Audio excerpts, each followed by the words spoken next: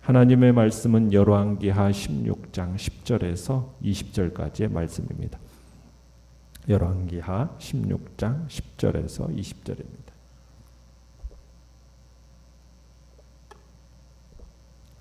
열왕기하 16장 10절에서 20절 우리 한 목소리로 같이 읽습니다. 시작.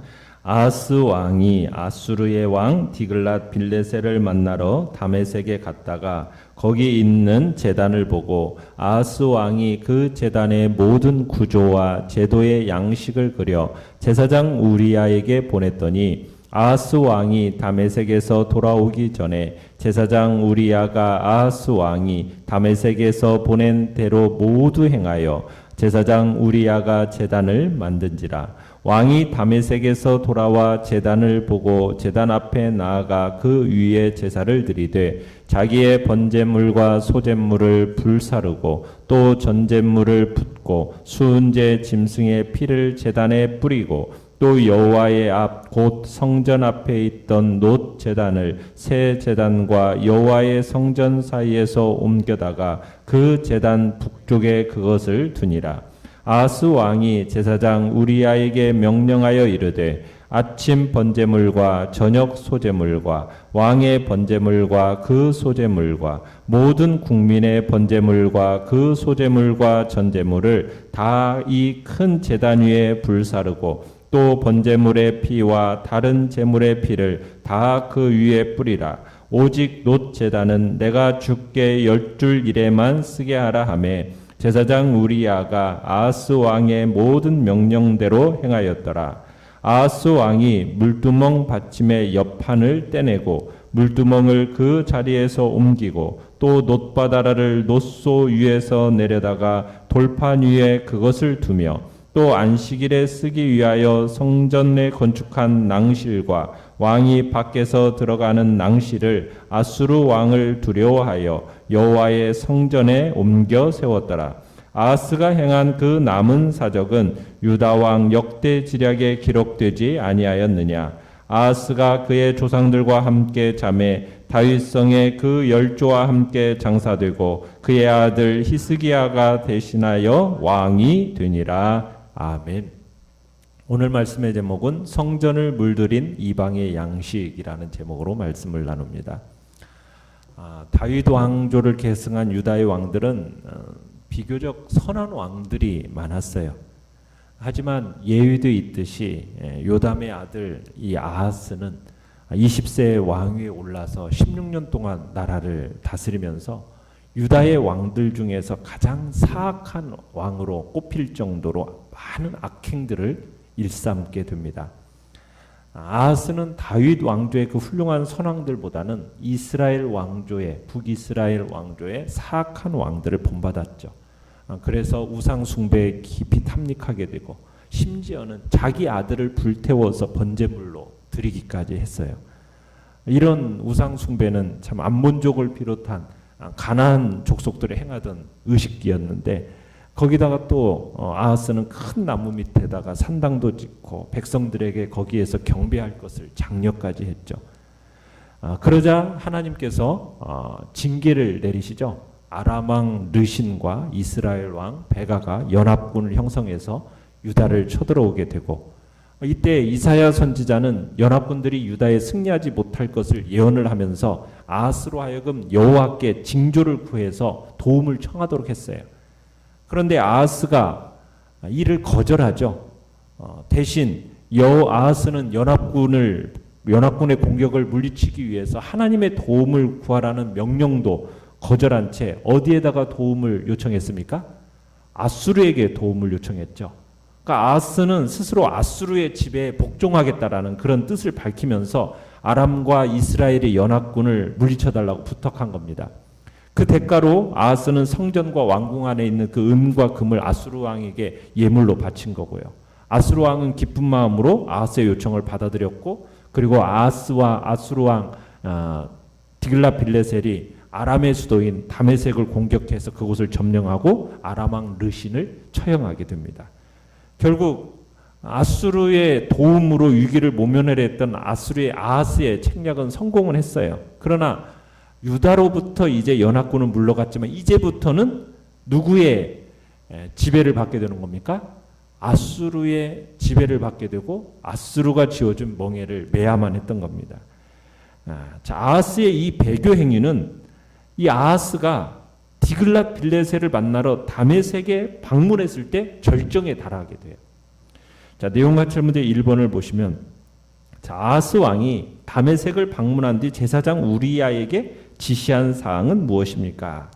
자, 아하스가 다메섹에 있는 아수르 왕 디글랏 빌레셀에게 이제 감사 인사를 드리고자 다메섹에 갔어요. 자, 아하스가 거기서 아수르 사람들의 신의 새로운 제단을 보았습니다. 그리고 그 제단의 모형, 구조, 어떤 도본을 세밀하게 그려가지고 예루살렘에 있는 우리야 제사장에게 보냅니다. 뭐 하도록 보낸 겁니까? 그 제단을 그대로 제작하도록 지시를 한 거예요. 그래서 이 제사장 우리야가 왕이 보내온 그 설계 도면대로 똑같이 제단을 만들죠. 그리고는 아하스가 다메섹에서 돌아온 후에는 이 제단에서 직접 제물을 바치며 제사를 드리게 됩니다. 내용과찰 문제 2번을 보시면, 아하스 왕이 여호와의 성전에서 추가로 조치한 사항은 무엇입니까? 자, 14절 15절을 보시면 아하스는 여호와의 놋제단을 새로 만든 아수르 신의 제단 북쪽으로 옮겨 놓습니다. 그리고 모든 제물을 새로 만든 제단에서만 드리게 합니다. 자, 여호와의 놋제단은 버리지는 않고 보관하게 했는데 15절 끝에 보면 이 놋제단을 어디에 쓰겠다는 말을 덧붙이고 있습니까? 주께 여쭐 일에만 이 놋제단을 쓰겠다, 이 말을 덧붙이고 있죠. 자, 여기서 아하스가 놋제단을 사용해서 여호와께 여쭙는다, 이것은 무슨 하나님께 제물을 드려서 하나님의 뜻을 여쭙는다, 이렇게 말하는 게 아닙니다. 어떻게 사용하겠다는 거냐면, 번제단 위에다가 짐승들의 내장을 올려놓고 그 내장의 생김새, 그 내부의 생김새를 가지고 점치는 행위가 지금 여호와께 여쭙는다라는 그 표현입니다. 그러니까 여호와의 놋제단을 가져다가 하나님께 제사를 드리는 것이 아니라 점치는 데 사용하겠다라는 그런 의미로 지금 하나님께 여쭙는다라는 표현을 사용하고 있는 겁니다. 거기다가 또 아하스는 어떤 일을 또 17절 18절에 하고 있습니까? 여호와의 종교 예식에 사용되던 여러 가지 도구들을 없애기도 하고 개조하기도 합니다. 그러니까 물두멍 받침의 옆판을 떼어서 없애버렸죠. 또 놋바다의 놋받침을 없애고 돌판으로 대신합니다.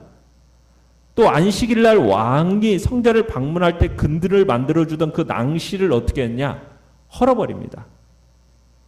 오직 왕만이 성전을 들어가는 데 사용하던 이 낭실을 제거하고 옮겨버리는 거예요. 그러니까 아하스 통치 시대 때 유다는 여호와의 종교를 이방 종교로 완전히 대치해 버리게 된 겁니다. 자, 연구와 묵상 문제 3번을 보시면, 자, 그러면 왜 아하스 왕은 아수르 제단의 구조와 양식을 본떠 유다 성전에 적용하는 일을 서슴지 않고 행했을까요?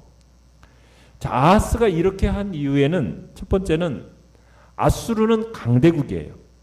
그러니까 그들이 섬기는 신도 강할 거라고 생각을 했던 겁니다.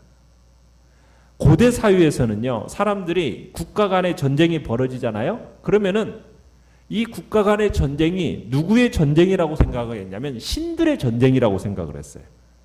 그래서 자신들은 신들의 전쟁의 대리자일 뿐이고 강한 신을 섬기는 나라가 전쟁에서 승리한다, 이렇게 믿었던 겁니다. 그러니까 아하스도 똑같게 믿고 있는 거예요.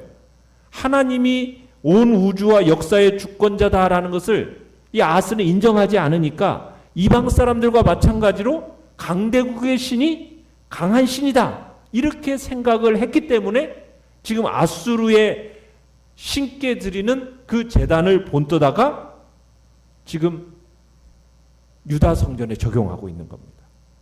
그 당시 아수르가 근동의 패자로 부상하고 있었기 때문에 아수르의 신에 매료되어 가지고 그와 유사한 제단을 제작하도록 지금 제사장 우리야에게 지시한 겁니다.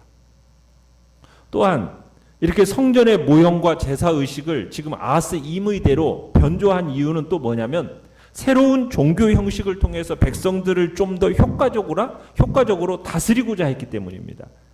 그 이유를 18절에서는 뭐라고 했냐면 아수르 왕을 두려워하여 이렇게 얘기하고 있죠.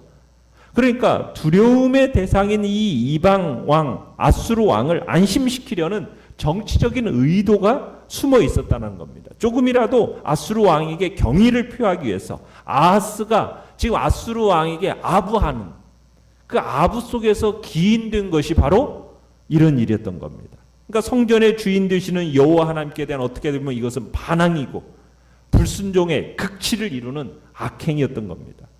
그러니까 아하스는 하나님에 대한 경외나 하나님에 대한 올바른 이해가 전혀 없었던 사람이었다라는 것을 우리가 볼 수 있는 거죠.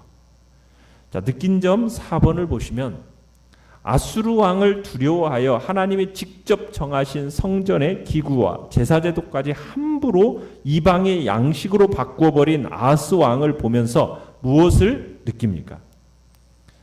아하스 왕은 하나님의 절대 권위에 도전하고 있는 겁니다. 성전의 구조, 성전 기물의 배치, 여러분 이와 관련된 모든 것들이 인간의 생각에 의해서 되어진 겁니까? 아니죠. 인간의 생각이 완전히 배제된 상태 속에서 오직 하나님의 의지와 하나님의 계획대로 처음부터 끝까지 만들어지고 시행된 것이 성전의 기구요, 제사제도요, 성전의 구조입니다. 그렇기 때문에 어떤 이유로든지 이 성전의 구조나 배치나 기구들의 모양 변경해서는 돼야 안 돼요. 안 되는 거예요. 하나님께서 인간의 어떠한 생각과 의지와 계획을 여기다 첨가시킨 적이 없어요. 만약 이걸 고치려 한다면 하나님의 절대 권위에 대한 도전인 겁니다. 그런 의미 속에서 지금 아하스가 성전기구를 임의로 옮긴 이 같은 행위는 하나님이 세우신 것을 지금 자기가 임의로 지금 뜯어 고친 것은 하나님의 권위에 도전하는 심각한 범죄 행위라는 겁니다. 하나님의 절대 권위에 도전하는 중대한 범죄. 이게 지금 아하스가 범한 잘못입니다. 그런데 이게 아하스만의 잘못이겠습니까? 오늘 우리가 살아가는 이 시대의 성도들에게 있어서도 하나님의 절대 권위에 도전하는 사람들이 있다라는 거예요. 자신들의 편의를 위해서 하나님의 명령을 임의로 수정하는 것이 그와 같은 겁니다.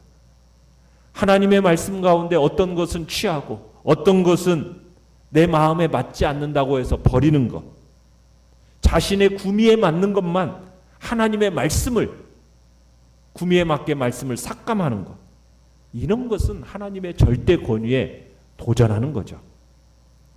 성전의 놋단을 옮기는 것이나 하나님의 말씀을 일부는 받아들이고 일부는 버리는 것은 동일하게 하나님의 규례를 수정하는 겁니다.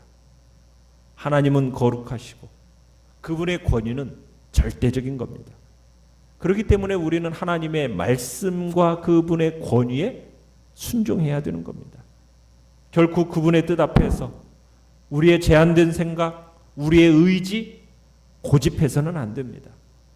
그분의 뜻을 거슬러 행할 수가 없는 겁니다. 우리는 하나님 앞에서 항상 우리 자신을 낮추고 겸손히 처신해야 할 것입니다.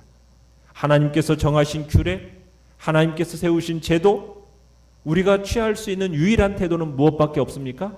순종밖에 없는 겁니다. 순종. 우리는 하나님의 말씀이 절대적인 것이라는 것을 인정하고 그 말씀에 순종하며 그 말씀에 우리의 생각과 의지와 행동을 교정하고 그 말씀 앞에 고정시키는 것, 그것이 우리의 해야 할 일인 겁니다. 그럴 때 우리는 참으로 하나님께 인정받게 되고 하나님의 축복 가운데 살게 될 수 있는 거죠. 우리는 아하스를 보면서 아하스는 하나님의 말씀은 좋지 않고 자기의 꾀를 의지하고 자기 힘보다 큰 사람을 의지한 사람이 바로 이 아하스였습니다. 처음부터 끝까지 사람을 의지한 존재죠. 거기다 아하스 왕은 개인의 영달을 위해서라면 가장 거룩하게 구별되어야 할 성전까지도 이방의 양식으로 더럽힌 사람이 바로 이 아하스입니다. 하나님의 절대 주권에 도전하는 배교 행위까지 서슴없이 저지른 사람, 바로 이 사람이 아하스인 겁니다. 여러분, 그 결과는 무엇입니까? 아수를 의지한 결과, 그것은 아하스는 아수르에 의해서 결국 크게 고통받게 되고, 사람을 두려워하면 올무에 걸리게 되거니와 여호와를 의지한 자는 안전하리라는 이 말씀이 무엇인지를 모르고 결국 사람을 의지한 결과 올무에 걸리게 되는 거죠. 우리 모두는 우리 앞을 알지 못한 채 살아갑니다.